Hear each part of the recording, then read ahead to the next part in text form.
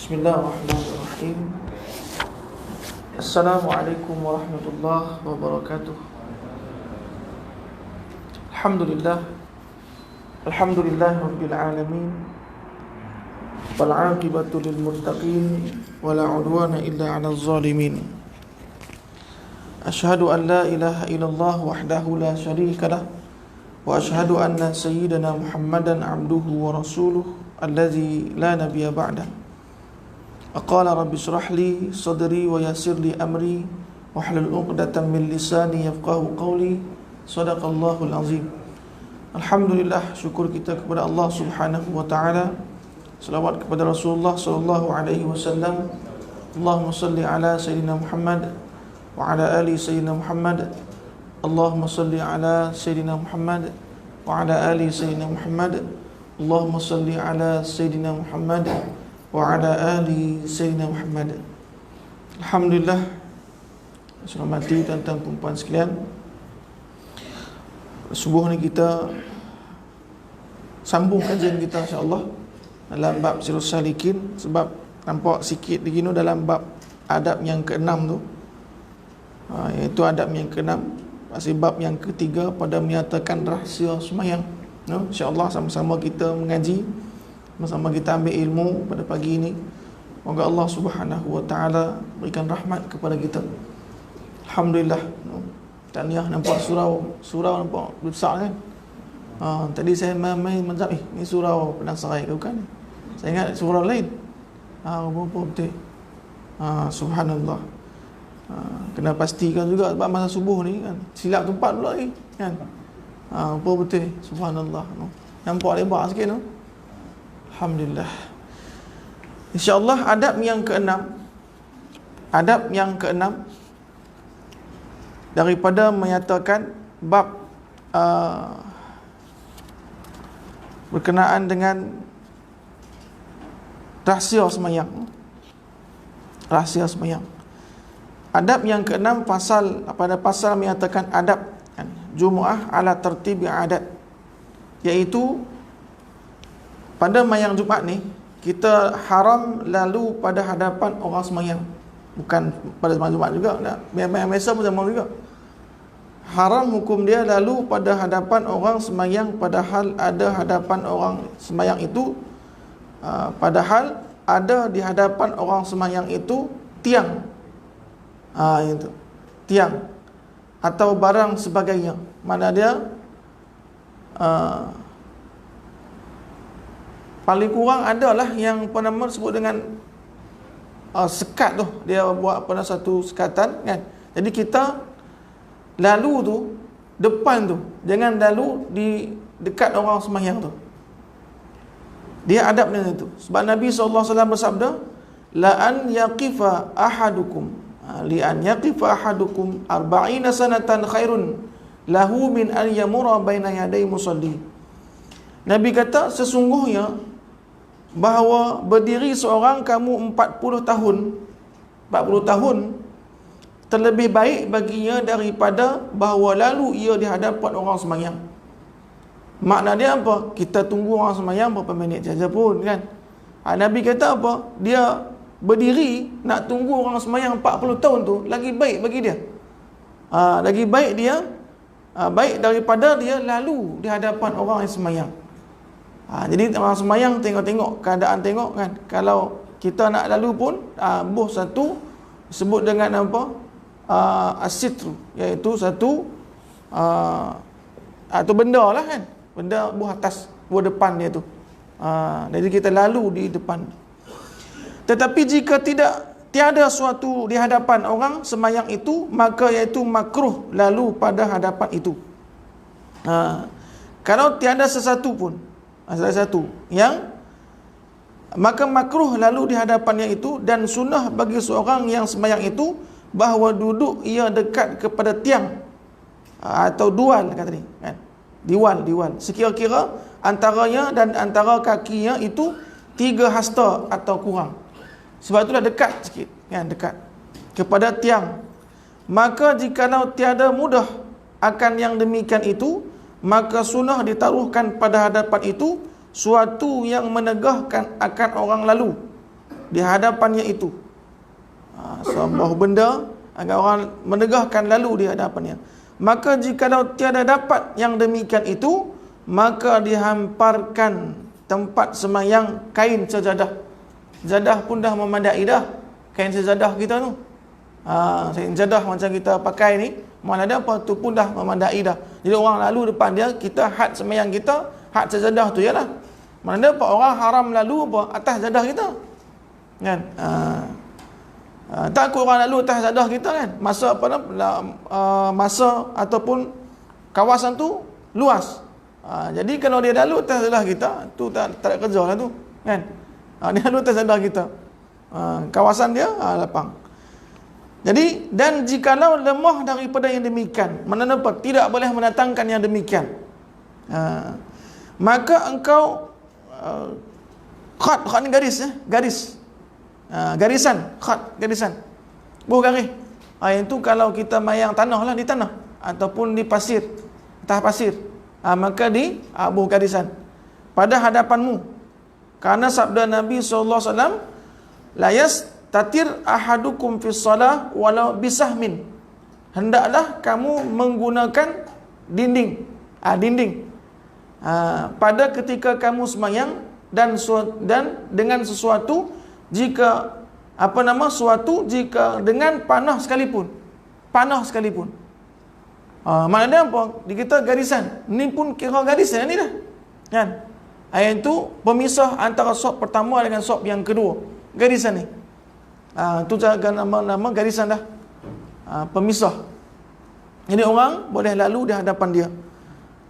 Dia di hadapan garis tu. No? Jadi Nabi SAW kata apa? Jadi kalau tak ada satu yang dinding, maka cukuplah panah sekalipun. Dan kata Imam Ghazali rahimahullah ta'ala, wal ustuwanatu wal haitu wal khattu wal musalli wal mafrusu haddun lil musalli faman ijtaza bihi fayanbaghi an yadfa'ahu. Nabi kata apa? Tiang. Imam Al-Ghazali kata apa? Tiang dan dinding dan khat. Khat ni garisan lah. Khat. Tiang, macam kita tengok tiang, dinding dan khat, iaitu garisan, dan kain zadah tu. Kan? Atau tikar. Orang dulu dia kalau semayang tikar sejadah. Dia sebut dengan tikar sejadah. Kan? Sebab apa ambil tikar tu, dia khas untuk sejadah.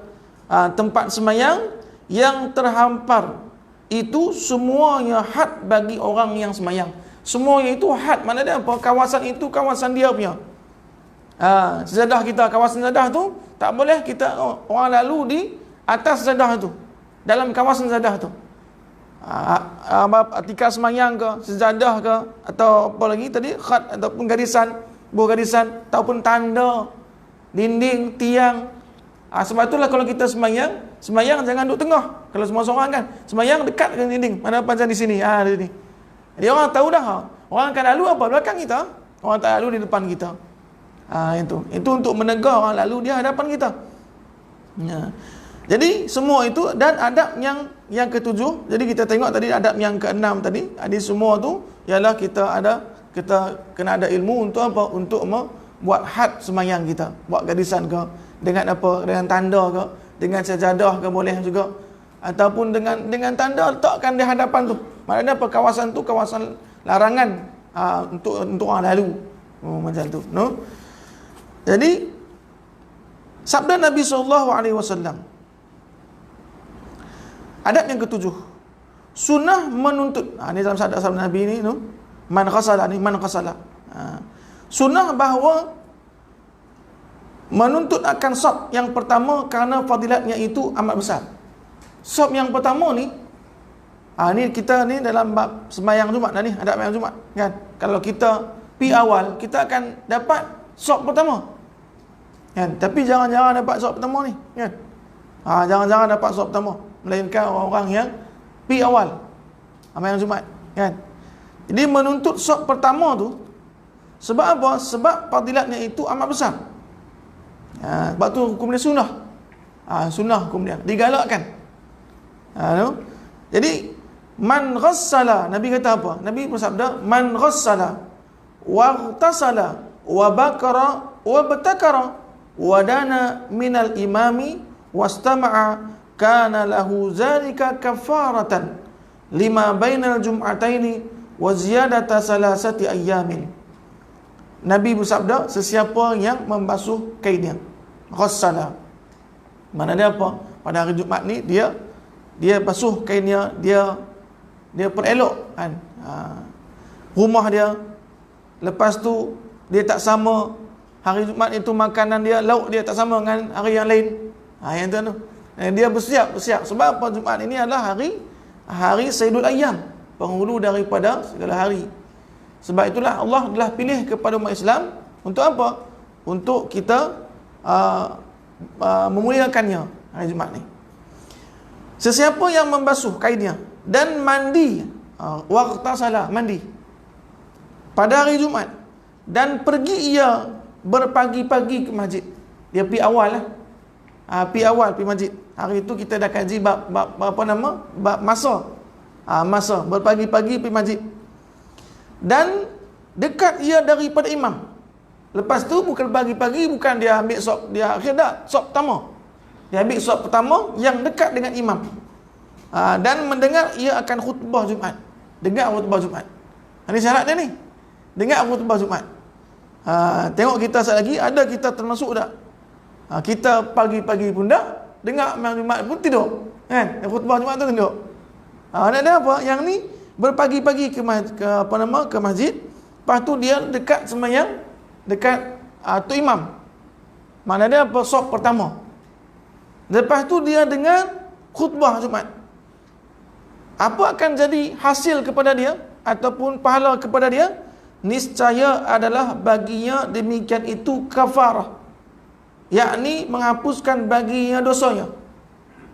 Jadi perbuatan dia tu boleh menghapuskan dosa yang antara Jumaat yang pertama hingga Jumaat yang kedua. Mana dia apa? Boleh menghapuskan dosa dia seminggu tu. Kan? Jumaat yang pertama hingga Jumaat yang kedua, dan lebih lagi 3 hari. Dilebihkan 3 hari pula. Subhanallah. Ni kalau dia buat macam tu, maka disebut dengan kafarah, iaitu penghapus dosa.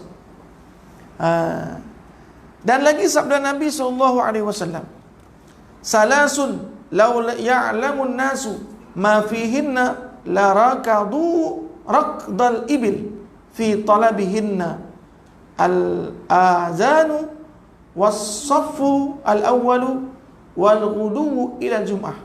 Nabi kata apa? Ada 3. Salasun. Ada 3. Lau ya'lamun nas, kalau manusia tahu, kalau orang ramai tahu.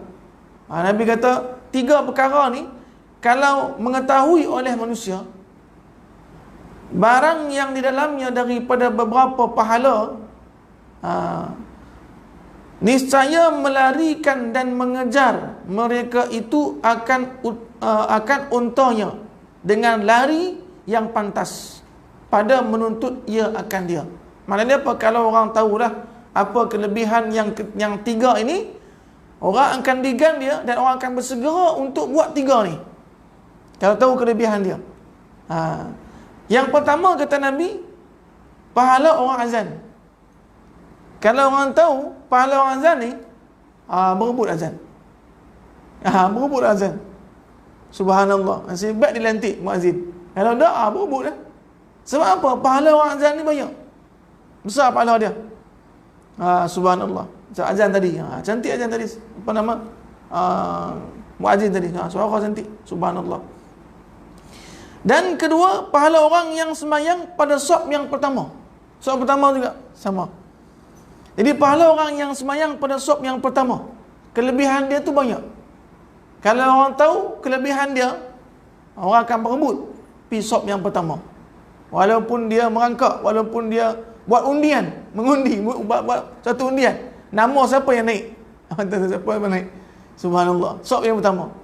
Tapi keadaan kita, benda ni kan, keadaan kita kan lain. Kalau ada sop pertama yang kosong, kita suruh kawan kita pergi, kan? Kita tu yang pergi. Jangan suruh orang. Itu yang kedua, kelebihan sop yang pertama. Yang ketiga, kata Nabi, kalau tahu kelebihan tadi, ni sahih ni, hadis sahih ni.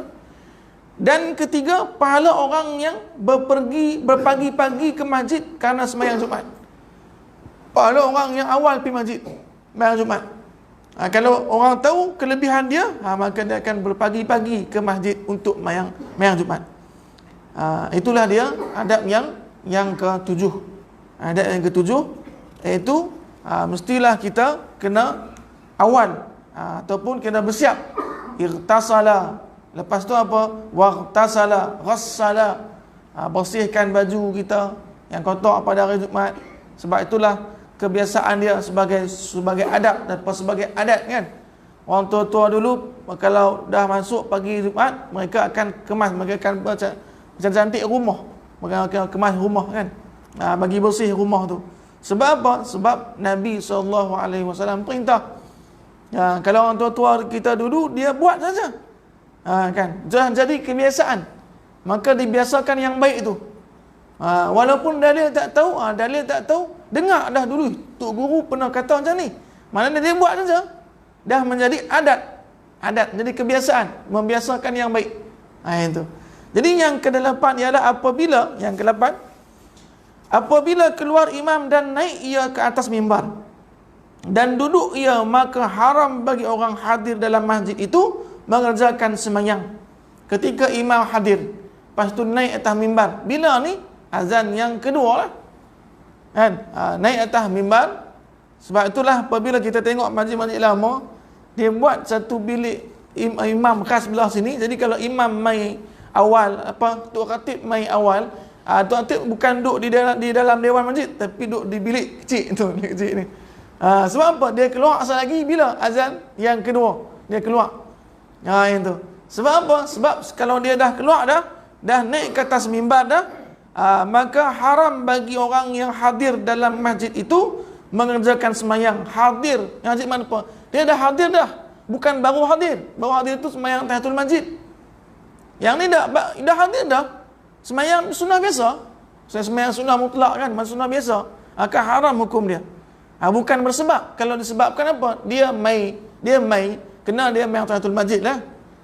Tapi sembahyang tahiyatul masjid ni kena ringankan. Takhfif, ringankan.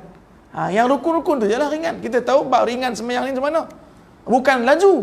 Itu beza. Laju tu lain. Ni ringankan sembahyang dia. Maksud dia apa? Dia rukun dia saja dia buat. Yang tu. Subhanallah. Lagi tiada sah sembahyang itu. Kalau dia sembahyang pun tak sah. Dia baik buat sembahyang tobat kan. Tok Khatib naik dah. Dia main sembahyang tobat pula. Maka tak sah sembahyang tu. Adapun orang yang baru masuk, ni dia, adalah.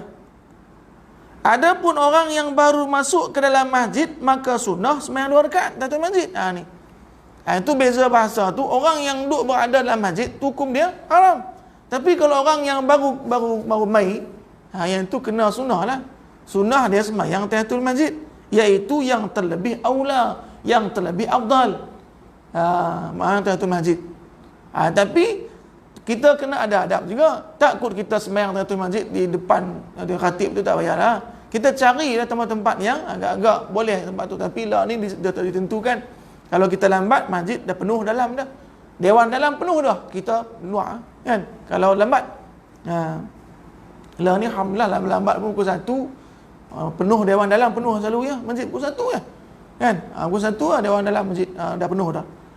Kalau kita main pukul 1 tak dapat duduk di dalam kan, duduk luar tu hikmah daripada Covid ni kan. Hikmah apa? Orang awal pergi masjid. Tak ada lah ni orang pergi sembahyang Jumaat lepas azan. Pasal apa? Tutup pagar lah kan, pagar tutup dah lepas azan. Tak boleh dah. Subhanallah, tu hikmah. Atau disertakan dengan 2 rakaat sembahyang sunnah yang dahulu daripada sembahyang Jumaat. Atau disertakan dengan 2 rakaat sembahyang sunnah yang dahulu daripada sembahyang Jumaat itu, atau 2 rakaat qada subuh tetapi wajib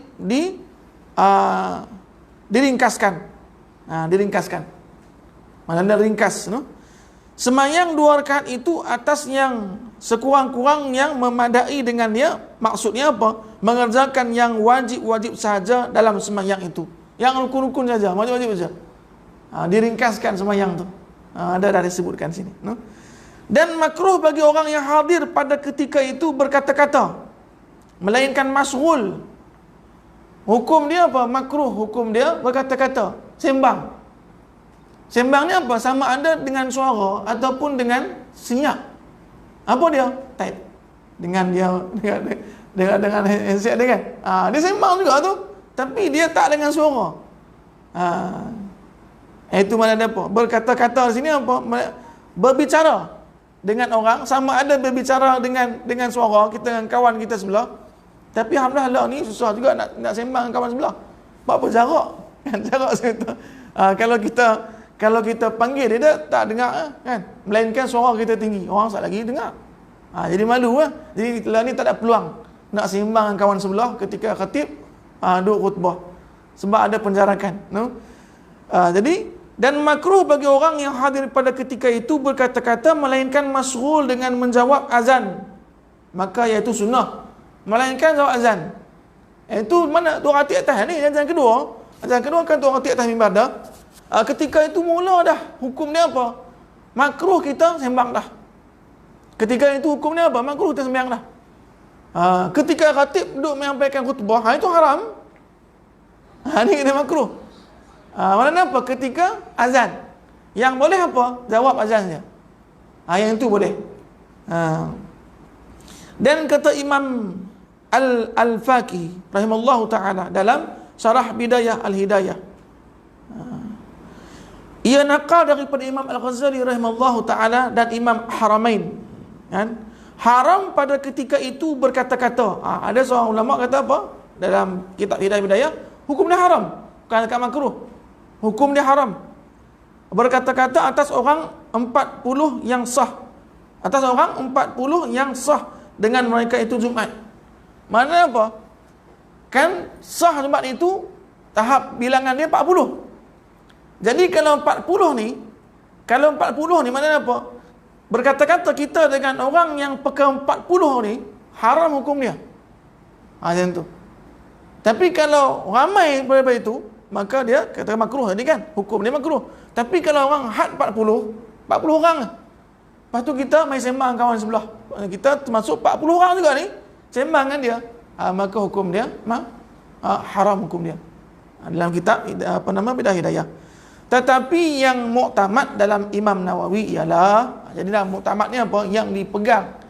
Jadi pendapat yang dipakai, yang guna pakai macam itulah, diguna pakai. Dan Imam Ar-Rafi'i rahimahullah ta'ala iaitu makruh jua, makruh. Maka pendapat yang diguna pakai bukan pendapat yang tadi tu, yang haram tadi, tapi makruh jua. Walaupun dia 40 tapi tetap juga makruh. Ketika apa? Ketika khatib duduk di atas mimbar dan ketika itu azan. Maka makruh jua. Kan?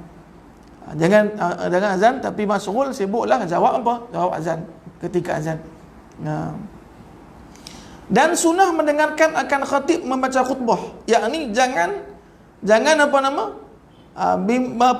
bimbang kepada yang lain. Jangan kita fokus kepada benda lain. Tapi sunnah hukumnya kita dengarkan dia. Melainkan jikalau ada ia jauh tiada mendengar khutbah, melainkan tak dengar. Dengar suara apa rusak ke, kan? Jadi orang yang duduk di luar tak dengar. Yang dalam pun dengar ada kan. Dengar separuh ya.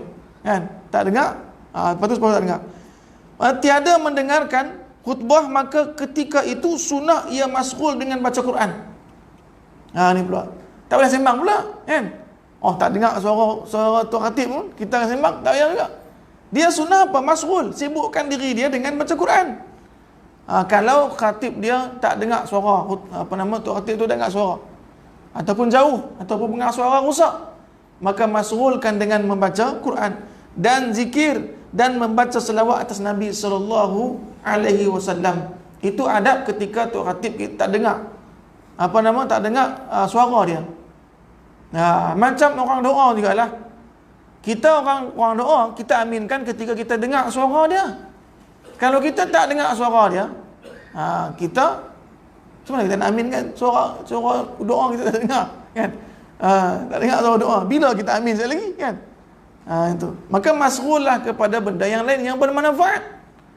Itu baca Quran, tasbih ke, selawat ke atas Nabi SAW. Itu adab yang ke-8. Adab yang ke-9. InsyaAllah kita sampai suruk je tu. Sampai suruk. Apabila selesai daripada sembahyang Jumaat, maka sunnah ia membaca surah Fatihah 7 kali. 7 kali. Ini setengah masjid dah buat ni. Tengah masjid buat. Masjid mana tu saya pergi? Tengah masjid buat. Ya. Depa buat setengah masjid. 7 kali dia buat. Bagian ni apa nama, Masjid Keladi buat juga. Masjid Keladi. Masjid Keladi Kulim buat juga. Jadi dia buat tu apa? Fatihah 7 kali dan qul huwallahu ahad 7 kali. Dia buat ni. Selalu yang tu imam kan baca. Dan qul a'udzu birabbil falaq 7 kali. Dan qul a'udzu birabbin nas 7 kali. Barulah boleh berkata-kata. Barulah berkata daripada ia berkata-kata. Mana 7 kali tadi.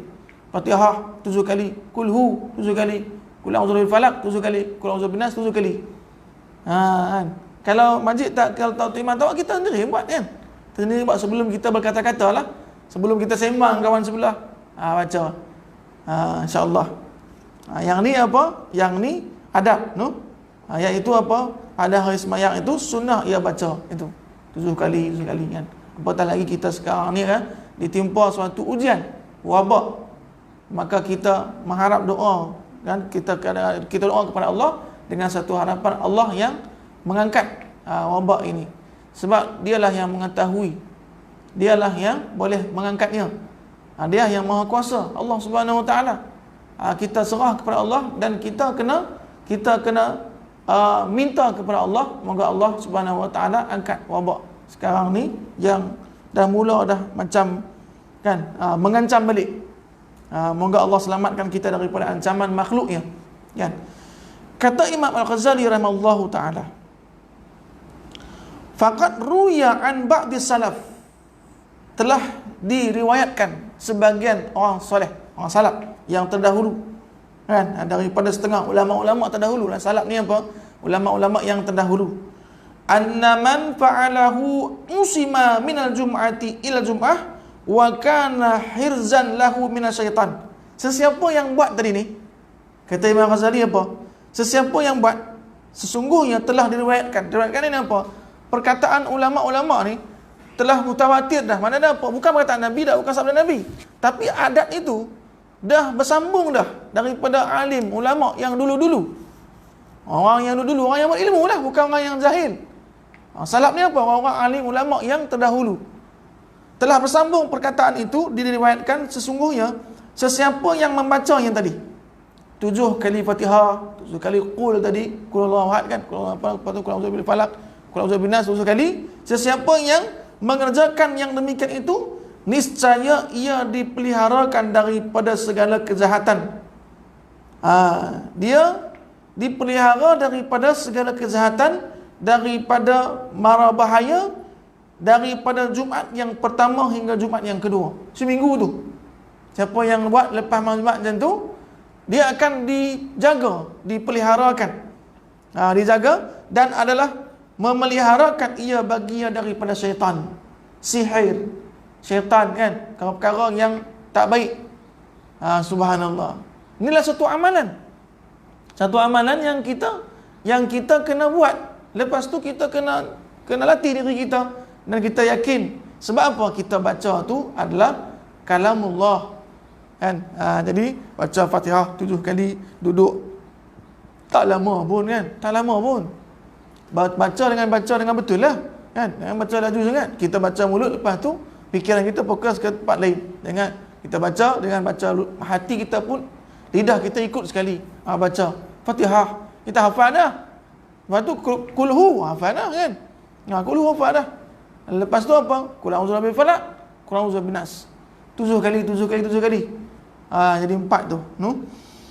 Dan sunnah pula membaca kemudian dari sembahyang Jumaat itu apa? Allahumma ya ghaniyun ya hamid, ya mubdi'u ya mu'id, ya rahimu ya wadud, aghnini bihalalika an haramik, bifadlika amman siwak. Sebab apa? Sebab kita ketika faiza qadaita ketika kamu telah melepas sembahyang apa? Pantasyiru, kan? Allah suruh kita apa? Untuk bertebaran kita di muka bumi Allah Subhanahu wa taala. Untuk apa? Untuk mencari kelebihan yang Allah beri kepada kita. Lepas tu kita sebelum kita pergi keluar tu daripada masjid tu, Allah perintahkan kita ambil rezeki yang Allah telah tebarkan. Kita ambil juga. Dengan apa? Dengan kuasa Allah. Sebab itulah Allahumma ya ghani, ya Allah yang maha kaya. Yang tu. Allahumma ya ghani, ya hamid, ya mubdi, ya mu'id, ya rahimu, ya wadud, aghnini bihalalik. Ya Allah, kayakan aku dengan harta halalmu, ya Allah. Maka dia jaga kita daripada ambil harta haram. Ya Allah, aghnini, ya Allah, kayakan aku daripada apa? Bihalalika, dengan harta yang halal, wa an haramik, daripada benda yang haram. Mana apa? Cukupkan aku benda yang halal. Jauhkan aku daripada benda yang haram. Itu bahasa mudah dia lah, kan? Wa bifadlika amman siwak, dan ya Allah, cukupkan aku dengan apa? Kelebihan yang kamu beri, ya Allah. Kamu beri dan tidak mengharap benda selain daripadamu, ya Allah.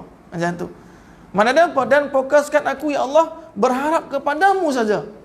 Jangan berharap kepada benda yang lain. Subhanallah. Jadi ketika kita menggantungkan diri kita kepada Allah, maka kenikmatan hidup kita pun akan kita merasainya. Lepas tu keberkatan hidup kita pun kita merasainya. Ketenangan hidup pun mulalah kita rasa. Sebab apa? Kita menggantungkan diri kita kepada Allah. Tapi kalau kita cuba menggantungkan diri kita kepada makhluk, apa yang akan jadi? Gundah gulana, susah, tak puas hati, tak tenang duk. Di mana pun salah. Dapat kereta besar salah, di rumah besar pun tak tenang juga. Sebab apa? Sebab dia menggantungkan dirinya kepada makhluk. Tapi dia gantungkan diri kepada Allah, dia serahkan dirinya kepada Allah. Inna salati wa nusuki wa mahyaya wa mamati lillahi rabbil alamin. Maka Allah akan bimbing kehidupannya, Allah tenangkan nantinya, fid dunya hasanah wa fil akhirati hasanah. Kata Imam Ghazali rahimahullah ta'ala. Belum lagi surut kan? Ni betul. Surut apa? 704. Sikit lagi. No? Ala u'allimuka man dawama ala hadza du'a. Kata Imam Ghazali apa? Doa tadi no? Yang doa yang kita bertengok tadi, Allahumma ya ghani, ya hamid, ya mubdi, ya mu'id, kan? Ya rahim, ya wadud, aghnini bihalalika an haramik wa bifadlika amman siwa. Doa ni kata Imam Ghazali, siapa yang bacanya? Man dawama. Dawama ni apa? Sesiapa yang memulazamah ataupun sebut apa? Istiqamah membacanya. Selalu baca. Tiap-tiap kali Jumaat lah dia baca. Lepas Jumaat. Man dawama ala hadzal du'a, sesiapa yang mendawamkan ataupun membiasakan atas doa ini, aghnahu Allahu an khalqih, Allah akan kayakan dia. Tidak berhajat dia kepada makhluk Allah. Ini aghnahu, Allah kayakan dia. Subhanallah. Hingga dia tidak berhajat kepada makhluk Allah. An khalqihi wa razaqahu min haitsu la yahtasib.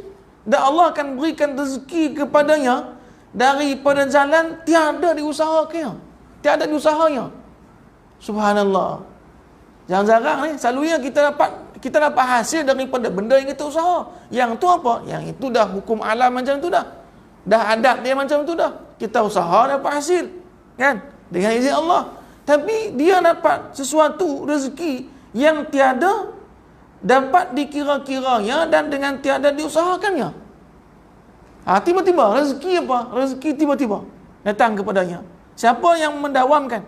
Selalu doa macam tadi. Kan? Ya Ghani, Ya Hamid, kata kita puji Allah. Mana apa? Yang doa tu mana? Allahumma aghnini tu. Yang doa tu itu permintaan. Tapi setiap kita berdoa, adab dia kena kita puji dulu Allah. Macam biasa tuan-tuan, kita manusia pun sama juga. Apabila kita pergi ke rumah orang, rumah kawan kita nak pinjam duit kat dia, apa kita kata? Ataupun nak minta sesuatu, kita sembang terus minta dah. Kita macam kita tanya dulu, nak beli motor, motor cantik motor ni tu. Kita mulalah. Kita mula puji apakah yang ada kan. Kita nama dia mujamalah lah tu. Kan, mujamalah. Lepas tu kita puji, lepas tu baru kita saya ni, baru saya. Itu permintaan tu. Saya main ni, saya nak hajat ni. Itu permintaan. Sebab itulah ya Ghani, ya Hamid, ya Mubdi, ya Mu'id. Itu nama dia apa? Muqaddimah. Muqaddimah doa. Baru doa dia mana? Baru doa dia Allahumma aghnini tadi. Bi halalika an haramik wa bi fadlika amman siwak. Itu yang doa tu. Tapi muqaddimah tu ya Ghani, ya Hamid, ya Mubdi, ya Mu'id. Itu. Dimulakan dengan apa? Dengan Asmaul Husna tu. Kan? Baru dia minta aghnini bi halalika an haramik wa bi fadlika amman siwak. Itu. Boleh no? Jadi mandawama, apa nama Imam Ghazali kata apa, siapa yang buat benda ni. Jadi Imam Ghazali kata sebab apa, daripada nakal daripada ulama-ulama. Sebab apa? Kalau ulama-ulama ni depa dah rasa dah. Dah buat dah benda tu. Rasa. Lepas tu diberitahulah kepada orang ramai. Sebab apa? Depa buat, depa rasa betul adanya. Betul benda ni adanya. Maka diwariskan kepada orang lain.